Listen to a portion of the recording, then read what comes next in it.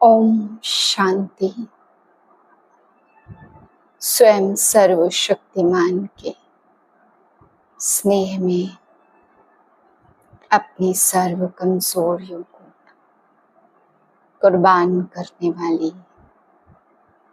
मैं ज्ञानी तू आत्मा हूँ।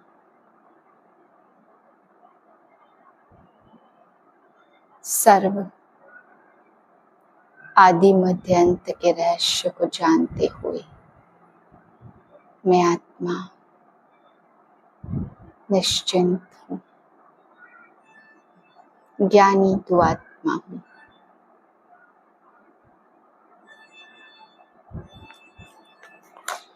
आज बाबा हम बच्चों को आबू की महिमा के लिए समझा रहे हैं। बाबा कहते बच्चों यह सर्वोत्तम तीर्थ स्थान है जहाँ स्वयं निराकार परमात्मा आकर के आदम के द्वारा इस सृष्टि के आदि पिता शुरुआत का मानव आदम के द्वारा सृष्टि की सदगति करते हैं। तो आबू ही वह स्थान है जहाँ स्वयं परमात्मा अवतरित होते। तो बाबा कहते सारे संसार के लिए सदगति का स्थान है। मुक्ति जीवन मुक्ति यहीं से सबको मिलती है, इसलिए यह स्थान सर्वोत्तम तीर्थ स्थान है। इस महिमा को सबको बताओ। फिर बाबा आज याद के लिए समझा रहे बच्चे तुम्हें याद की यात्रा पूरी मेहनत करनी है, ऊंच पद पाने का अभ्यास करना है। बहुत तूफान आएंगे, माया बहुत ही खेल दिखाएगी, पहलवान से पहलवान होकर लड़ेगी। बाबा कहते जो जितना रुस्तम होगा उतनी ताकत से माया भी उससे लड़ेगी। बच्चे कहते बाबा ऐसे ऐसे होता, तो बाबा कहते बच्चे माया तो तूफान लाएगी, तुम्हारी परीक्षा जरूर लेगी। हनुमान का मिसाल है ना, माया ने उसकी परीक्षा ली। तो बाबा कहते तुम्हें भी याद की ऐसी अवस्था में बैठना है जो माया के इस युद्ध में जीत प्राप्त करनी है। बैठने की अवस्था बाबा ने आज बताई कि एक दूसरे से टच ना हो, बिल्कुल अलग होकर के बैठे तो आपकी स्थिति योग में अच्छी होगी। बाबा कहते हर एक की स्थिति में रात दिन का फर्क है, किसी का योग बहुत अच्छा है तो किसी का कुछ भी नहीं है। तो इसलिए अगर टच होके बैठेंगे तो आपका भी योग कम हो जाएगा। तो एक दूसरे के वाइब्रेशन से बाबा कहते दूर रहना है, अलग हो करके अपनी स्थिति एकाग्र शांत चित्त बनानी है। 27/9/2024 के महावाक्य हैं। मीठे बच्चे याद की मेहनत तुम सबको करनी है। तुम अपने को आत्मा समझ बाप को याद करो तो मैं तुम्हें सब पापों से मुक्त कर दूंगा। प्रश्न है सर्व की सदगति का स्थान कौन सा है जिसके महत्व का सारी दुनिया को पता चलेगा। उत्तर आबू भूमि है सबकी सदगति का स्थान। तुम ब्रह्मा कुमारीज के सामने ब्रैकेट में लिख सकते हो यह सर्वोत्तम तीर्थ स्थान है। सारी दुनिया की सदगति यहाँ से होनी है। सर्व का सदगति दाता बाप और आदम ब्रह्मा यहाँ पर बैठकर सबकी सदगति करते हैं। आदम अर्थात आदमी, वह कोई देवता नहीं है, उसे भगवान भी नहीं कह सकते। ओम शांति, डबल ओम शांति, क्योंकि एक है बाप की दूसरी है दादा की, दोनों की आत्मा है, वह है परमात्मा और यह है आत्मा। वह भी लक्ष्य बताते कि हम परम धाम के रहवासी, दोनों ऐसे कहते हैं। बाप भी कहते ओम शांति, यह भी कहते, बच्चे भी कहते ओम शांति, हम शांति धाम के रहवासी हैं। यहाँ अलग अलग होकर बैठना है, अंग से अंग नहीं मिलना चाहिए, क्योंकि हर एक की अवस्था में योग में रात दिन का फर्क है। कोई बहुत अच्छा याद करते, कोई बिल्कुल भी याद नहीं करते। तो जो बिल्कुल याद नहीं करते वह है पापात्मा तमो प्रधान, और जो याद करते हैं वह हो गए पुण्यात्मा सतो प्रधान। बहुत फर्क हो गया ना, भल घर में इकट्ठे रहते परंतु फर्क तो पड़ता है ना। इसलिए ही तो भागवत में आशुरी नाम गाए हुए हैं। इस समय की ही बात है, बाप बैठ बच्चों को समझाते, यह है ईश्वरी चरित्र जो भक्ति मार्ग में गाते हैं, सतयुग में तो कुछ भी याद नहीं रहेगा, सब भूल जाएंगे। बाप अभी ही शिक्षा देते हैं, सतयुग में तो बिल्कुल भूल जाते, फिर द्वापर में शास्त्र आदि बनाते हैं और कोशिश करते हैं राजयोग सिखलाने की, परंतु राजयोग तो सिखा न सके। वह तो बाप जब सम्मुख आते हैं तब ही आकर सिखलाते हैं। तुम जानते हो कैसे बाप राजयोग सिखलाते, फिर 5000 वर्ष बाद आकर ऐसे ही कहेंगे, मीठे मीठे रूहानी बच्चों, ऐसे कभी भी कोई मनुष्य को कह न सके, ना देवताएं देवताओं को कह सकते। एक रूहानी बाप ही रूहानी बच्चों को कहते हैं। एक बार पार्ट बजाया, फिर 5000 वर्ष बाद पार्ट बजाएंगे, क्योंकि तुम सीढ़ी नीचे उतरते हो। तुम्हारी बुद्धि में अब आदि मध्य अंत का राज है। जानते हो वह है शांति धाम अथवा परम धाम। हम आत्माएं भिन्न भिन्न धर्म की सब नंबरवार वहां रहती हैं, निराकारी दुनिया में।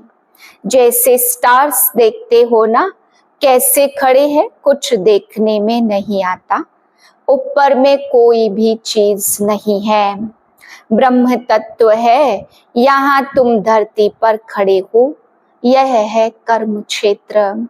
यहाँ आकर शरीर लेकर कर्म करते हैं। बाप ने समझाया है, तुम जब मेरे से वर्षा पाते हो तो 21 जन्म तुम्हारे कर्म अकर्म हो जाते हैं, क्योंकि वहां रावण राज्य ही नहीं होता। वह है ईश्वरी राज्य जो अब ईश्वर स्थापन कर रहे हैं। बच्चों को समझाते रहते, शिव बाबा को याद करो तो स्वर्ग के मालिक बन जाएंगे। स्वर्ग शिव बाबा ने स्थापन किया ना, तो शिव बाबा को और सुख धाम को याद करो। पहले पहले शांति धाम को याद करो, चक्र भी याद आएगा। बच्चे भूल जाते हैं, इसलिए घड़ी घड़ी याद कराना पड़ता।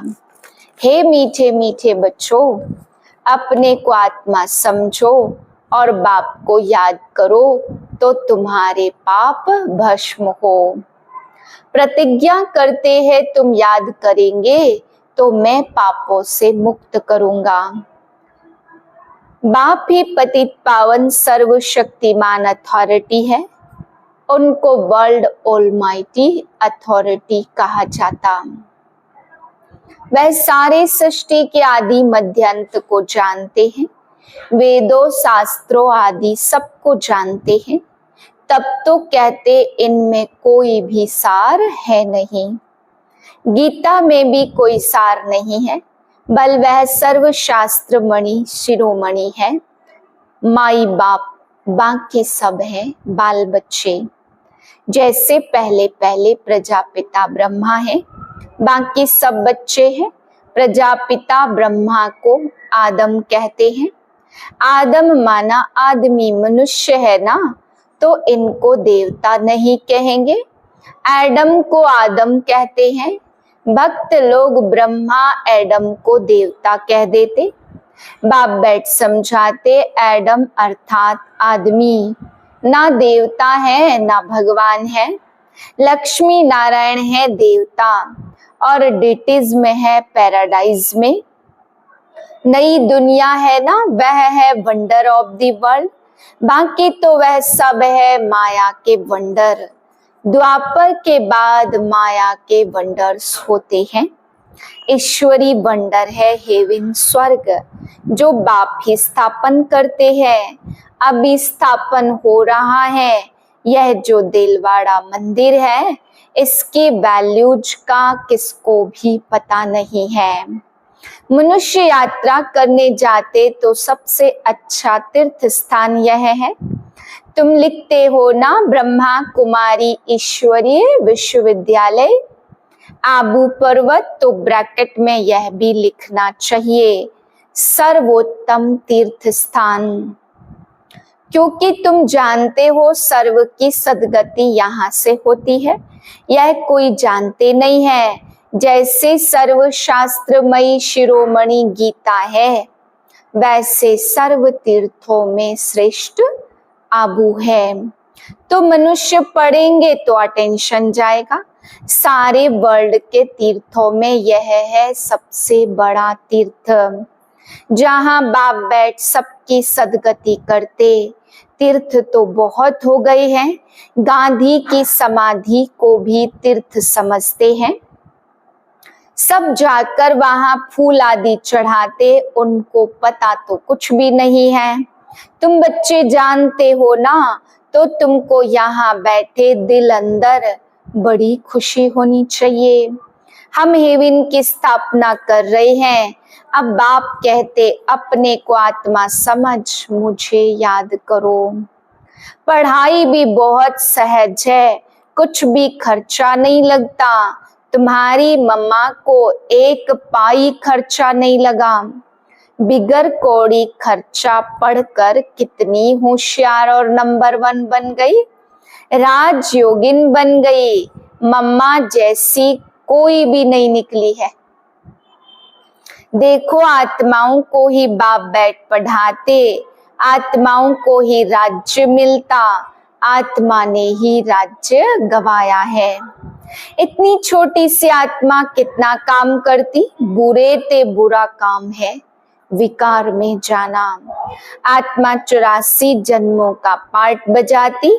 छोटी सी आत्मा में ताकत कितनी है, सारे विश्व पर राज्य करती है। इन देवताओं की आत्मा में कितनी ताकत है। हर एक के धर्म में अपनी अपनी ताकत होती है। क्रिश्चियन धर्म में कितनी ताकत है, आत्मा में ताकत है जो शरीर द्वारा कर्म करती है।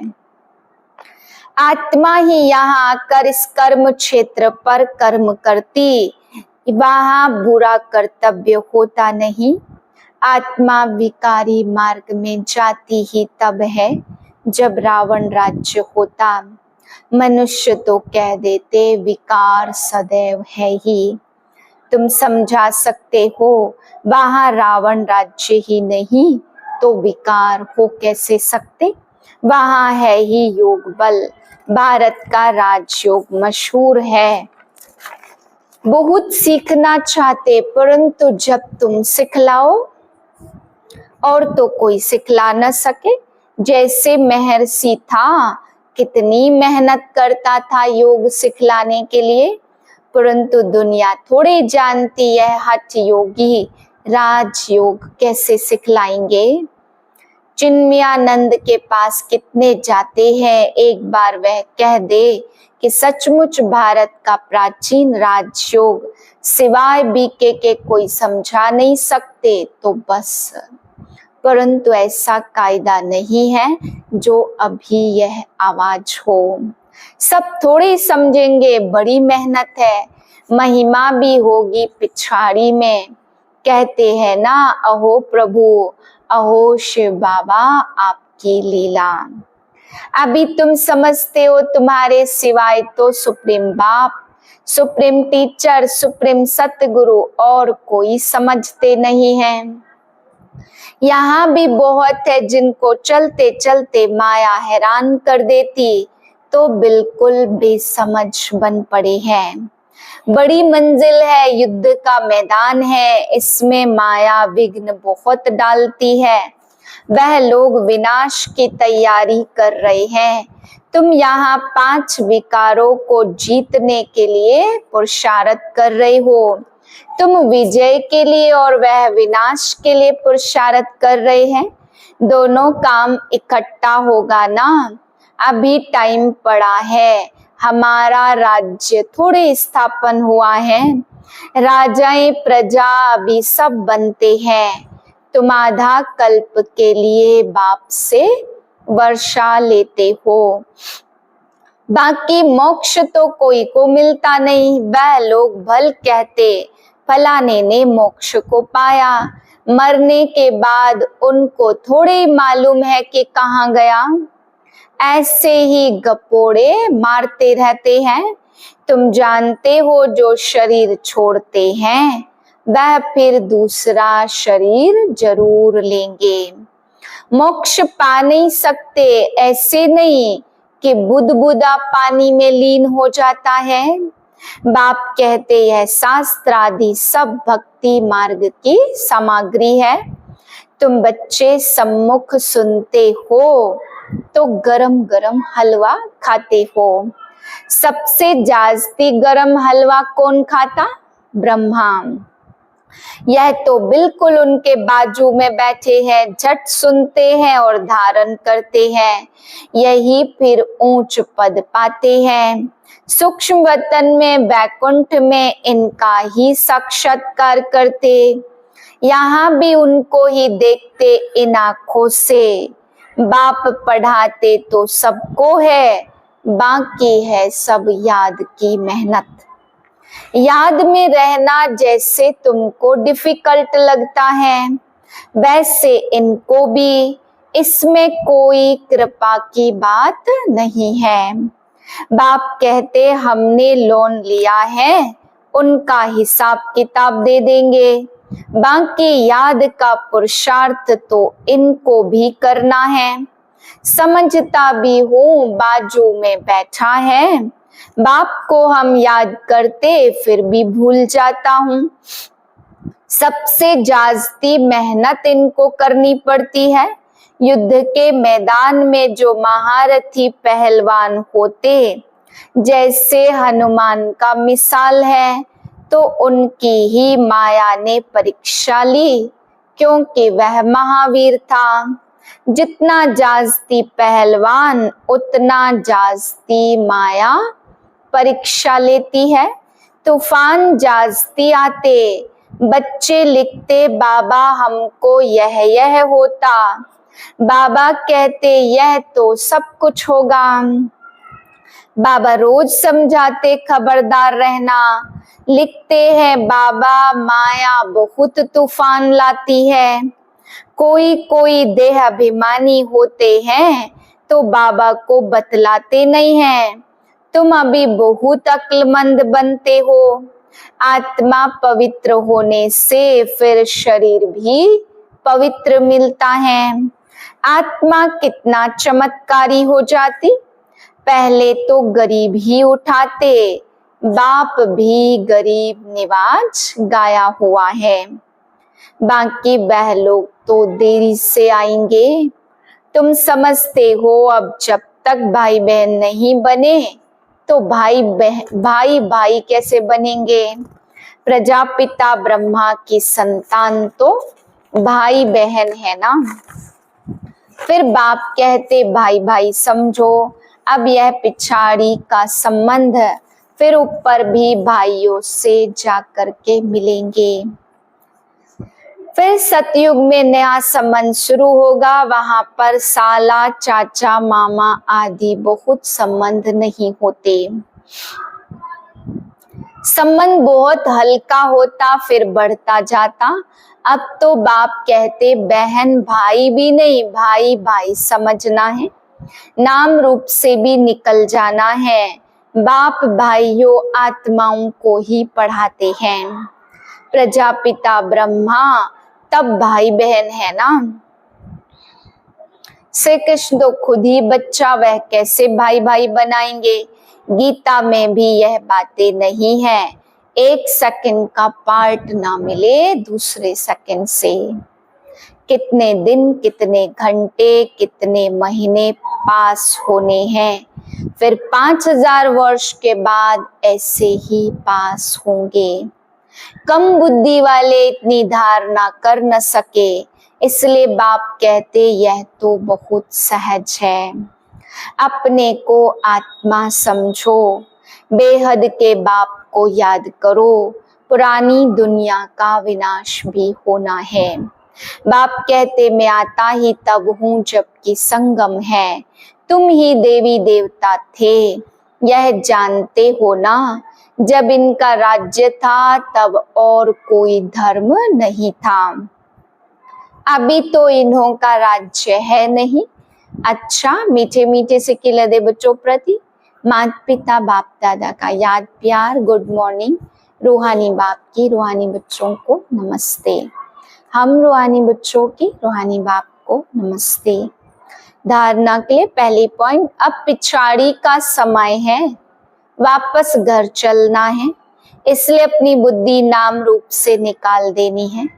हम आत्मा भाई भाई हैं, यह अभ्यास करना है, देह अभिमान में नहीं आना है।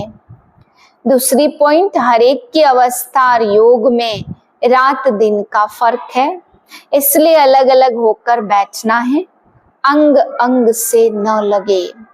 पुण्यात्मा बनने के लिए याद की मेहनत करनी है। वरदान है, बाप के प्यार में अपनी मूल कमजोरी कुर्बान करने वाले ज्ञानी तू आत्मा भव। बाप दादा देखते अभी तक 5 ही विकारों के व्यर्थ संकल्प मेजॉरिटी के चलते हैं।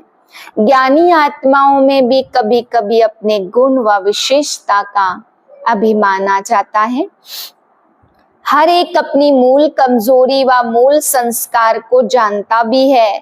उस कमजोरी को बाप के प्यार में कुर्बान कर देना, यही प्यार का सबूत है। स्नेही व ज्ञानी तो आत्माएं बाप के प्यार में व्यर्थ संकल्पों को भी न्योछावर कर देती हैं।